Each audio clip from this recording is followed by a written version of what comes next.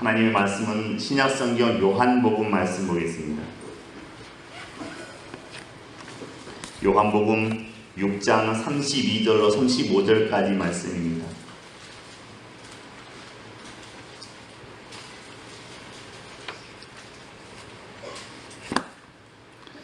요한복음 6장 32절로 35절까지입니다. 신약성경 153쪽입니다. 32절로 35절까지 한 절씩 교독합니다. 예수께서 이르시되 내가 진실로 진실로 너희에게 이르노니 모세가 너희에게 하늘로부터 떡을 준 것이 아니라 내 아버지께서 너희에게 하늘로부터 참떡을 주시나니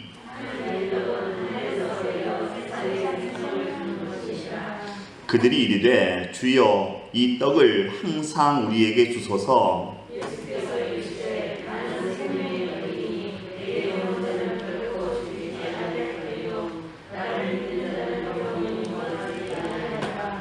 아멘. 요한복음에서만 볼 수 있는 특징 가운데 하나가 있습니다. 에고 에이미라고 하는 형식입니다. 에고 에이미.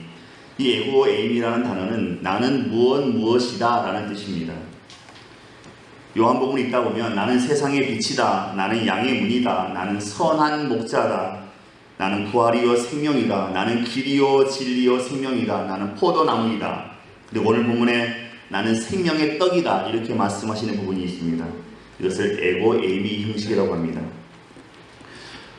내가 생명의 떡이니 이 부분을 헬라어 원어 성경 그대로 읽자면 이런 내용입니다. 에고 에이미 호 아르토스 테스 조에스라고 하는 단어들입니다. 이 아르토스는 빵이란 단어이고 조에는 생명입니다. 우리말로 다시 번역하자면 예수님이 생명의 밥이다 그런 뜻입니다. 예수님이 생명의 밥이다.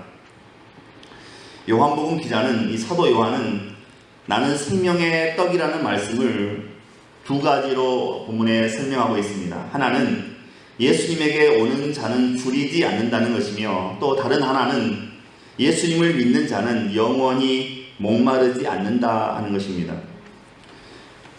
그런데 이런 설명과는 달리 우리는 예수님을 믿는다고 해도 굶주림과 갈증을 실제적으로 해결할 수는 없습니다. 오히려 신앙생활로 인해서 육체적인 고난을 감당해야 할 기회가 많아질 수도 있습니다. 따라서 이 생명의 밥이라고 하는 것은 우리가 먹는 실제적인 양식은 아니라고 봐야 하겠습니다. 우리가 영적으로 배부르다고 하는 것은 예수님을 믿으면 우리의 영혼이 만족스러워진다 그런 뜻이며 또 영혼의 배부름을 말하는 것입니다. 그런데 문제는 우리가 그것을 어떻게 경험할 수 있는가 하는 것입니다. 우리가 말로만 영적인 만족, 또 영적인 배부름이라고 하지 실제로는 그런 경험이 우리 가운데 별로 없다는 것입니다. 말로만 영적으로 만족한다고 하지 실제적으로 그 경험이 무엇인지 우리는 잘 알지 못한다는 것입니다. 예수를 잘 믿어도 우리의 영혼은 고달픕니다. 불안하기도 합니다. 허무하기도 합니다. 영혼의 안식과는 너무나 거리가 먼 삶을 우리가 살아가고 있습니다. 기독교인들 가운데서도 심리적으로 매우 불안한 사람들이 많이 있습니다. 그래서 이런 분들은 이제 상담을 통해서 치유를 받아야 될 분들입니다. 의외로 저도 상담 사역을 하는데 의외로 이런 분들이 굉장히 많습니다. 예수 잘 믿는다고 보여지는데도 심리적으로 굉장한 불안감을 가지고 있는 분들입니다. 작은 일에도 짜증을 쉽게 냅니다. 최소한의 인간관계마저도 서툰 경우가 많이 있습니다. 가족과도 원만하게 지내지 못합니다. 세상 사람들처럼 남이 잘 되는 것을 부러워합니다. 영적인 만족감을 아는 사람들에게서 나타날 수 없는 일들이 계속해서 나타나게 되는 것입니다. 말로는 영혼의 만족이지만 실제 삶에서는 불만족입니다. 불만족을 경험하고 살아가는 사람들입니다. 33절입니다. 하나님의 떡은 하늘에서 내려 세상에 생명을 주는 것이니라 이렇게 기록하고 있습니다. 우리가 이 한 구절만 정확하게 이해한다면 요한복음 전체를 이해하는데 큰 도움이 된다고 보여집니다. 세상의 생명을 가능하게 하는 원천은 하늘에서 내려온 하나님의 떡이다, 이렇게 말씀하고 있습니다. 하늘은 하나님의 떡이 있는 곳이고 세상은 사람들이 살아가는 곳입니다.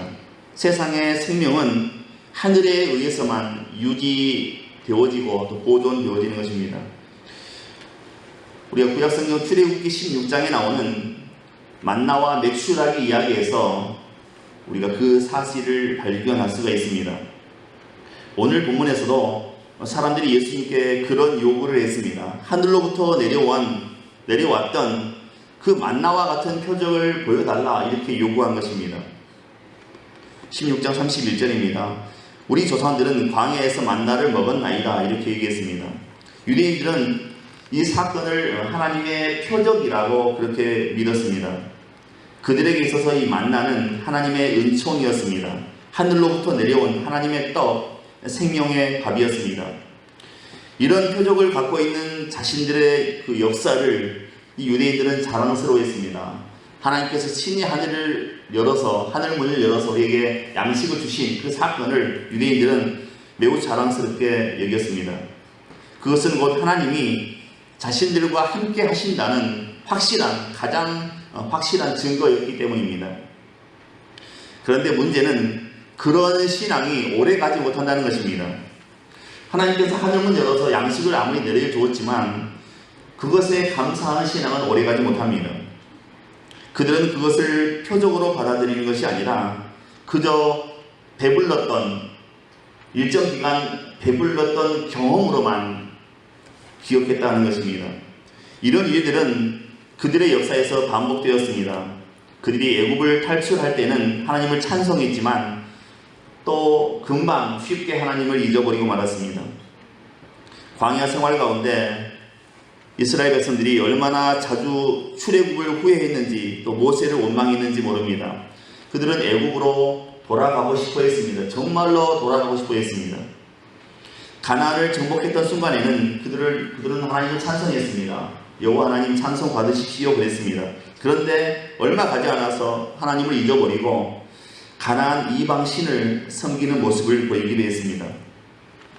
그들은 하나님 자체를 생각하는 게 아니라 자신들만 생각하는 것이지요. 지금 내가 배부른가 그렇지 아니한가 이것만 생각했습니다.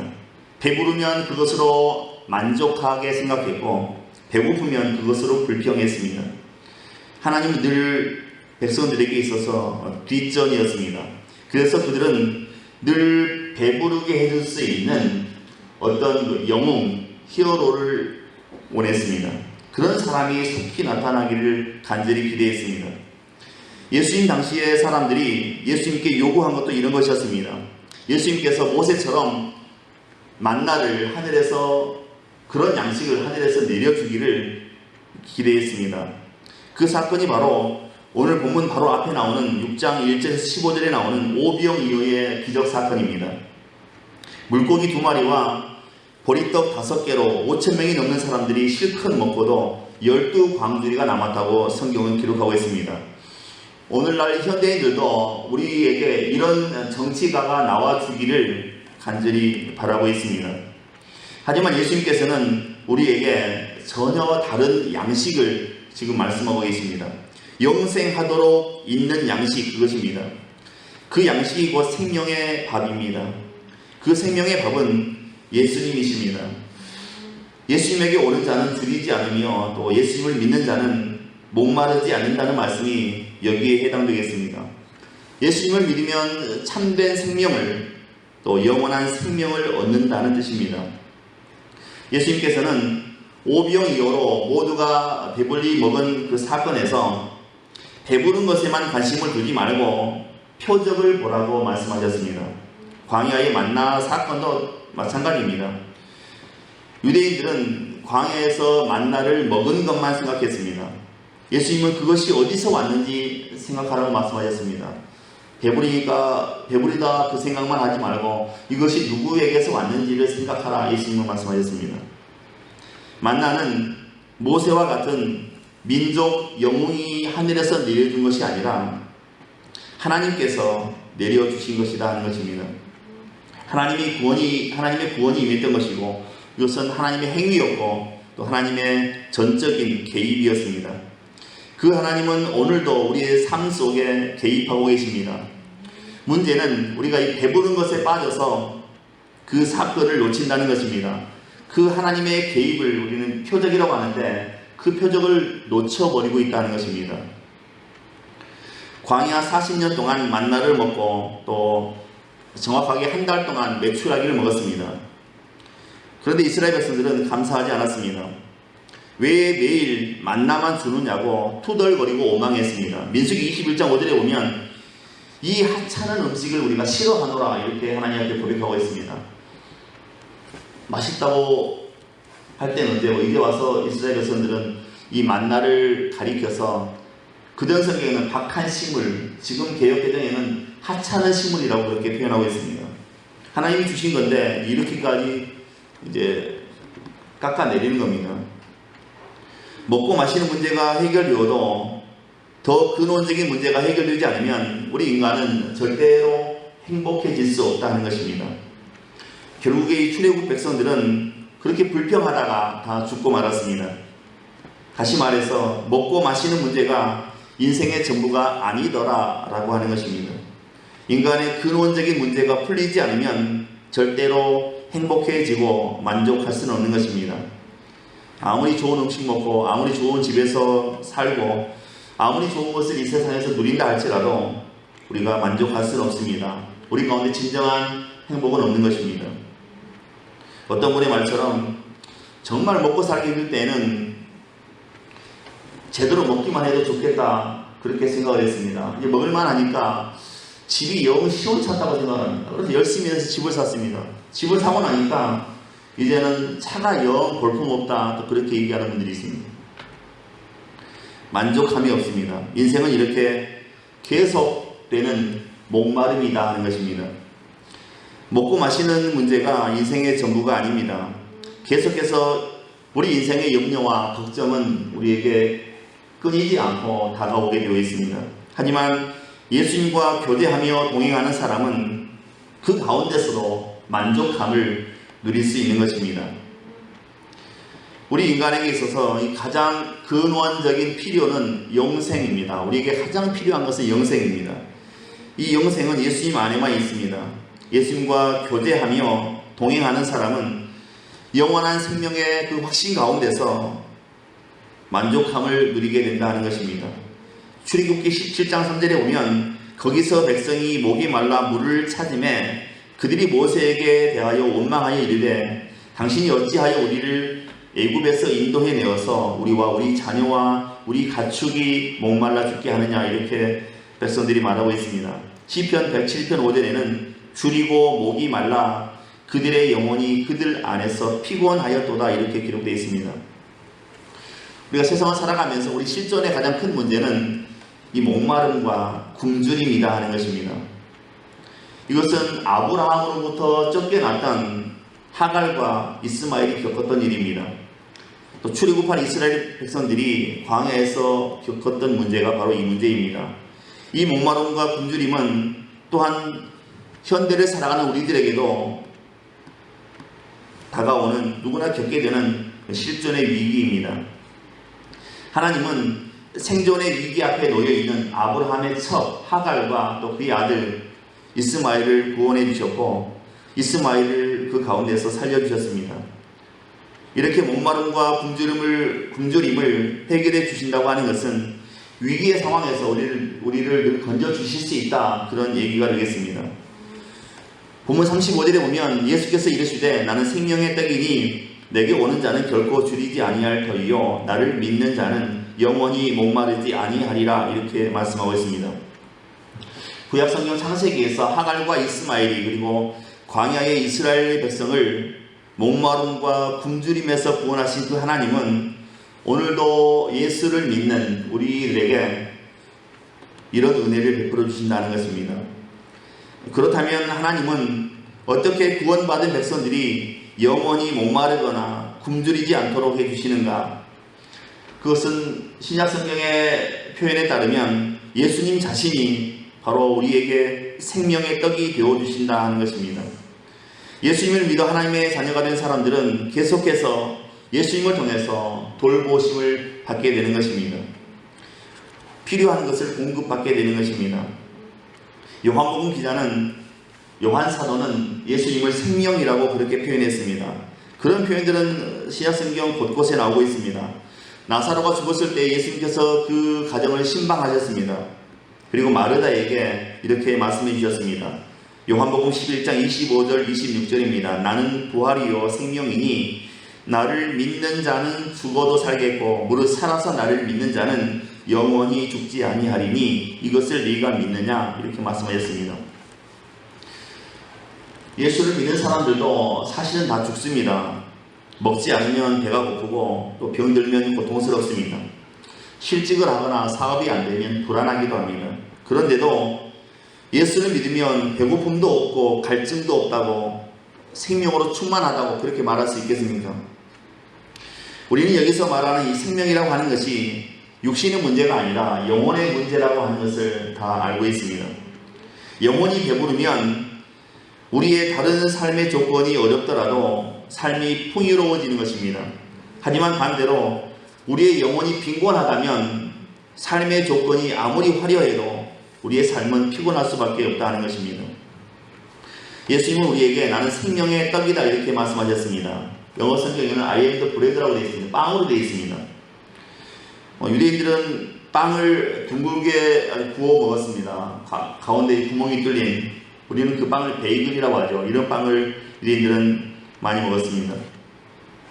조금 전에 말씀드린 대로 나는 생명의 떡이라 이렇게 말씀하시기 전에 예수님은 오병이어의 기적을 베푸셨습니다. 그런데 대다수의 사람들은 이 오병이어의 기적을 물질적인 축복, 물질적인 풍요에만 초점을 맞추려고 했습니다. 과연 주님은 우리에게 자신을 믿으면 물질적인 풍요의 축복이 임하게 될 것을, 그것만을 가르치시기 위해서 오병이어의 기적을 베푸셨는가? 그렇지 않습니다. 흔히 성도들은 오병이어의 기적을 통해서 이 땅의 축복을 생각하곤 합니다. 내가 조금 드렸어도, 적게 드렸어도 하나님께서 오병이어의 기적을 베푸셔서 나에게 후히 넉넉하게 돌아올 것을 기대하는 것입니다. 물론 예수님의 은혜가 임하면 물질적인 축복이 임하게 되기도 합니다. 하지만 주님은 이 오병이어의 사건을 통해서 물질적인 풍요의 축복보다 더 깊은 진리를 우리에게 말씀하기를 원하셨습니다. 이 오병이어 사건이 끝난 다음에 예수님은 자신이 이제 생명의 떡이다 이렇게 말씀하셨습니다. 사람들이 예수님께서 이제 먹을 것을 공급하시는 분이다 이런 인식이 바뀌기 전에 예수님께서는 나는 생명의 떡이다 이렇게 말씀하셨습니다. 오병이어의 기적을 물질적인 풍요로 생각한 사람들이 주님을 찾는 이유는 표적을 보고 주님을 믿는 것이 아니라 먹고 배불렀기 때문이다 이렇게 26절에는 말씀하셨습니다.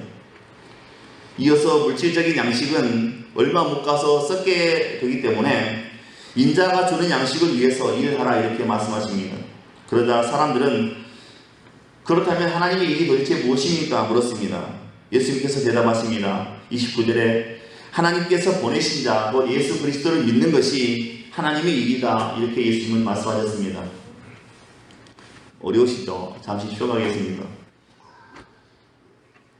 해가 이제 그 위엇 넘어가는 그때에 참새가 자기 그 애인 참새를 찾아서 비행하고 있었습니다. 날아가고 있었습니다. 그러다가 반대편에서 다가오는 오토바이와 부딪히고 말았습니다.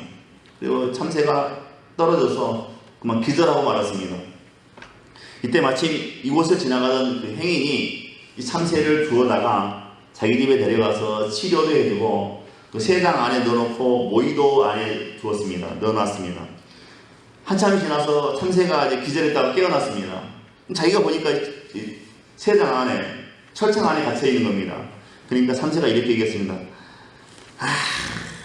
이런 젠장, 내가 오토바이 운전사를 치여서 죽게 만들었건, 내가 그래서 이 쇠창살 안에 들어와 있건, 젠장, 재수없기는, 그렇게 얘기했다고 합니다. 착각이죠. 참새가 오토바이를 운전사를 죽인 게 아니라 오토바이 운전사가 참새를 기절시킨 건데 참새는 그렇게 착각을 했다는 것입니다. 넌센스인데요. 오늘 제가 어제 이걸 글을 보다가 몇 자 적어봤습니다. 맞춰보시기 바랍니다. 낯선 여자에게서 내 남자의 향기를 느꼈다. 이것을 5글자로 뭐라고 하겠습니까? 낯선 여자에게서 내 남자의 향기를 느꼈다. 내 남편, 내 남자친구의 향기를 느꼈다. 5글자로 뭐라고 하겠습니까? 낯선 여자에게서 내 남자의 향기를 느꼈다. 5글자로 이렇게 된다고 합니다. 혹시 인연이 그렇다는 겁니다. 낯선 여자에게서 내 남자의 향기를 느꼈다. 혹시 인연이 그렇다고 합니다. 나보다 조금 더 높은 곳에 네가 있을 뿐, 나보다 조금 더 높은 곳에 네가 있을 뿐. 이것을 6글자로 줄이면 이렇게 된다고 합니다. 네 거기 와 있노? 그렇게 된다고 합니다. 슈퍼맨의 가슴에 있는 이 S자, 알파벳 S자는 무엇의 약자인가 다들 아실 줄은 믿습니다. 스판, 쭉쭉 늘어나는 스판의 약자를 S자로 써놨다고 합니다. 말이 안 되는 것 같긴 합니다. 곤충의 몸을 3등분하면 어떻게 되는가? 우리는 흔히 머리, 가슴, 다리 이렇게 3등분하죠. 곤충의 몸을 3등분하면 정답은 죽는다입니다. 곤충의 몸을 3등분하면 죽는다. 우리 학교 다닐 때는 곤충은 3등분하면 머리, 가슴, 다리였습니다. 미국의 그 고전 시 가운데 거장의 손이 닿을 때라는 그 시가 있습니다. 거장의 손이 닿을 때. 이 시를 이제 풀어서 다시 쓰라는 이런 내용입니다. 한 경매시장에 낡은 바이올린이 나왔습니다. 바이올린을 보고 1달러, 2달러, 3달러까지 이제 나왔습니다. 그런데 3달러에서 더 이상 올라가지 않습니다. 이때 한 노인이 나타나더니, 할아버지가 나타나더니 그 바이올린을 갖다가 먼지를 털어주고 또 자기 손수건을 꺼내서 그 바이올린의 구석구석을 깨끗이 닦아주었습니다. 그리고 줄을 조여서 음정을 맞추더니 이 할아버지가 연주를 하기 시작했습니다. 사람들은 그 아름다운 음악에 다들 깜짝 놀라고 말았습니다. 저 노인이 이런 연주를 하다니, 이런 음악을 우리에게 들려주다니 깜짝 놀랐습니다. 한 곡을 다 마친 다음에 이 할아버지가 그 바이올린에게 혼잣말로 얘기합니다. 잘 있었느냐? 내가 너를 만져본 지가 40년 만이구나. 아들아 잘 있었느냐? 이렇게 얘기를 합니다. 자기가 만들었다는 거죠. 아들아 잘 있었느냐? 내가 너를 40년 만에 만져보는구나. 이 할아버지가 아마 그 바이올린을 만들었던 사람인가 봅니다. 또 한 곡을 연주했습니다. 그러니까 이제 경매가 막 이제 불이 붙기 시작했습니다. 그러더니 3달러에서 5달러, 10달러, 100달러, 결국에는 이 바이올린이 3,000달러에 그렇게 팔렸다고 낙찰되었다고 합니다. 3달러짜리가 3,000달러가 되었으니까 이제 1,000배가 뛴 거죠. 그 이유가 무엇인가 이렇게 해석해 놨습니다. 그 악기가 연주 잘하는 사람의 손에 들어갔을 때 쓸모없던 물건이 유용한 물건이 되었다 하는 것입니다. 값어치 없는 물건이 가치 있는 물건이 되었다. 그렇게 해석해 놓은 겁니다. 이것과 마찬가지입니다. 누더기 같은 인간, 또 죄와 허물로 덮인 그 인간에게 거장이신 하나님께서 우리를 손질해 주시면 우리가 이런 걸작품이 된다는 것입니다. 우리에게 새로운 가치가 부여된다는 것입니다. 하나님의 빛 속에서 먼지처럼 드러날 수밖에 없는 우리 인간의 모습을 하나님께서 이렇게 만져주셔서 우리가 걸작품이 되게 하신다는 것입니다. 오직 필요한 것은 하나님의 손길입니다. 마무리 손질입니다. 하나님의 마무리 손질만이 나의 인생을 걸작품으로 만드는 비결이 되는 것입니다. 출애굽기 16장 35절에 이렇게 기록하고 있습니다. 이스라엘 자손이 사람 사는 땅에 이르기까지 40년 동안 만나를 먹되 곧 가나안 지경에 이르기까지 그들이 만나를 먹었더라. 이렇게 기록하고 있습니다. 그런데 40년 동안 이 사람들이 만나를 먹었지만 이스라엘 땅, 그 가나안 땅에 들어가지 못했습니다. 가나안 땅을 목전에 두고 다 죽고 말았습니다. 만나는 하늘에서 내린 떡이 분명합니다. 하나님이 하늘에서 내린 떡이지만 그 떡을 먹어도 이 사람들은 가나안 땅에 들어가지 못했다는 것입니다. 그래서 이 만나라고 하는 것은 영적인 양식이 아니라 육신에 필요한 양식이었다는 것입니다. 예전에 가난했던 시절에 어느 주일학교 학생이 처음으로 교회에 등록했는데 그 주일학교 선생님이 그렇게 가르쳤다고 합니다. 이제 집에 가면 밥 먹을 거 아니야? 밥 먹기 전에 이제부터 식사기도 하는 거야? 가르쳐줬습니다. 이 아이가 집에 가서 이제 밥을 먹는데 식사기도는 하나도 생각이 안 나고 아무튼 기도를 해야 된다는 것만 생각이 났습니다. 그래서 이렇게 기도했다고 합니다. 하나님, 어디 계신지 나는 잘 모르겠지만 자, 함께 계십시다. 그렇게 기도했다고 합니다. 애기가. 하나님 어디 계신지 잘 모르겠는데 아무튼 함께 드십시다. 그렇게 기도를 딱 마치고 나서 불이 나게 먹었다고 합니다. 혹시 하나님이 나타나셔서 자기랑 그 음식을 나누면 양이 작아지니까 얼른 먹었다고 합니다. 사람에게나 또 살아있는 모든 이 동식물에게는 양식이 떨어지는 것은 죽음을 의미하는 것입니다. 그래서 동물도 그렇고 사람도 그렇고 양식이 떨어지기 전에 어떻게든 한 젓갈 더 하려고, 한 숟갈 더 하려고 노력을 하지 않습니까? 예수님께서도 오늘날 우리에게 일용할 양식을 주시고 이렇게 주기도문을 우리에게 가르쳐 주셨습니다. 우리가 오늘날 굶주리지 않고 살아가는 것은 분명히 축복이지요. 예수님께서도 육체를 위한 양식을 부정하거나 결코 필요 없다고 말씀하신 적은 없습니다. 하지만 주님께서 가지고 계신 진짜 관심은 우리의 육체가 아니었고 우리의 영혼이었습니다. 만나와 메추라기는 예수님께서 주시고자 했던 그 양식의 예표였습니다. 육체가 양식을 필요로 하는 것처럼 우리의 영도 양식이 필요한 것입니다. 내가 곧 생명의 떡이니 내게 오는 자는 결코 줄이지 아니할 터이요 나를 믿는 자는 영원히 목마르지 아니하리라. 이렇게 예수님께서 말씀하셨습니다. 그러자 이 말씀을 들은 많은 사람들이 구약시대처럼 만나가 하늘에서 내려올 거라 생각했습니다. 예수님이 이렇게 선포하셨으니까 이제 또 그런 역사가 한번 나타나겠구나 그렇게 생각을 했습니다. 그런데 아무것도 나타나지 않았습니다. 사람들이 실망하게 됐습니다. 예수님 말씀 들으면 생명의 떡이라고 하니까 또 만나 사건이 또 한 번 일어날 것 같은데 그런 일은 일어나지 않았습니다. 그래서 사람들이 실망합니다. 그리고 자신들의 이런 그 육신의 욕구가 채워지지 않자 이제 수군거리기 시작했다고 성경은 기록하고 있습니다. 수군하기 시작하는 겁니다. 메시아 맞아? 그리스도 맞아? 이렇게 얘기하게 되는 겁니다. 오늘날에도 이런 분들은 많이 있습니다. 교회 나오면서 자신의 사업이 안 되면 금방 실망합니다. 어떤 분은 자기 자식이 노력은 하나도 안 하는데 수험 점수가 조금 나왔다고 실망합니다. 이게 점수냐고 실망합니다. 공부는 하나도 안 했는데 그것도 감사한데 교회 나와서 이 땅의 축복을 잔뜩 기대했다가 자기 생각처럼 복을 받지 못했다고 생각하면 또 뒤에 가서 또 수군거리기 시작합니다. 어떤 사람이 병을 앓았습니다. 그 병의 증상은 이겁니다. 귀 울림이 있고 눈이 막 충혈되고 그리고 무슨 말을 하려고 하면 얼굴이 막 벌게지는 증세였습니다. 여기저기 찾아다녔지만 이 병을 치료하지 못했습니다. 그런데 어디에 갔더니 당신은 6개월 후에 죽습니다. 이렇게 사형 선고를 내려줬습니다. 어디 갔더니 이 사람이 충격을 받았습니다. 그래서 기왕 죽는 거 내가 평생의 소원인 좋은 양복 몇 벌 있다가 가야 되겠다 이런 생각을 했습니다. 어차피 죽는다면 내 평생의 소원이 좋은 양복 몇 벌 있다가 가야 되겠다. 그래서 바로 이제 그 양복점에 갔습니다. 재단사가 재단하지 않습니까? 치수를 재는데 목을 재는데 이제 이렇게 얘기했습니다. 목 둘레가 105입니다. 105 하면서 적었습니다. 그러니까는 이 사람이 이거 보시오 무슨 얘기요? 내 목은 15살 때부터 지금까지 평생 쭉 95였습니다. 그러는 겁니다. 재단사가 아닙니다. 105 맞습니다. 다시 재었습니다. 재더니 다시 당신의 목 둘레는 105입니다. 이 사람이 또 화를 냈습니다. 이거 보시오. 내가 평생에 95를 입었는데 105가 말이 되냐고. 그러자 재단사가 화를 내면서 이렇게 얘기했다고 합니다.